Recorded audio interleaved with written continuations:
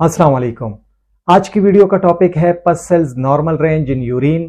पस सेल्स की normal range urine में कितनी होती है। ज्यादा लोगों को जहन में ये सवाल होता है कि आखिर ये पस सेल्स नॉर्मल कितने होते हैं, कितनी तादाद होगी तो हम कहेंगे कि मसला है और इन्फेक्शन है। अभी आते हैं पस सेल्स की नॉर्मल रेंज की तरफ। यूरिन में हमेशा पस सेल्स की तादाद हम हाई पावर फील्ड में देते हैं, यानी कि HPF में देते हैं जब हम इन्हें माइक्रोस्कोप के नीचे देखते हैं। पस सेल्स की जो नॉर्मल रेंज होती है तो ये एज के हिसाब से, जेंडर के हिसाब से और कुछ फैक्टर्स के लिहाज से मुख्तलिफ हो सकती है।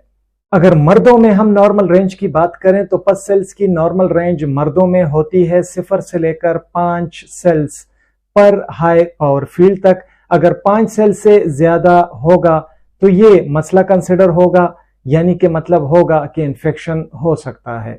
खवातीन में अगर नॉर्मल रेंज की बात करें पस सेल्स की, तो पस सेल्स की नॉर्मल रेंज होती है 0 से लेकर 5 सेल्स पर हाई पावर फील्ड, और अगर 5 से बढ़ जाएगी तो ये भी मसला तस्वर होगा और मतलब हो सकता है कि इन्फेक्शन हो।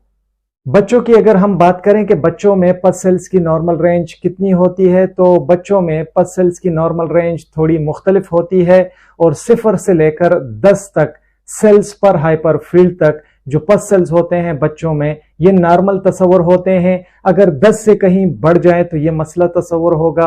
ये हो सकता है कि इन्फेक्शन की वजह से हो या इन्फ्लेमेशन की वजह से हो। तो ये नॉर्मल रेंजेस थी जिसमें मैंने आपको बताया कि कितनी से कितने तक की नॉर्मल रेंज होती है, और सेल्स कितने से बढ़ जाएं तो वो मसला तस्वर होगा, वो इन्फेक्शन तस्वर होगा, या हो सकता है कि इन्फ्लेमेशन हो। बहुत ज्यादा शुक्रिया MLT हब विद कामरान देखने के लिए। वीडियो पसंद आई हो वीडियो को लाइक करें, दोस्तों के साथ शेयर करें। हमारे channel MLT hub with Kamran को सब्सक्राइब करें। अपना ढेर सारा ख्याल रखें। अल्लाह हाफिज।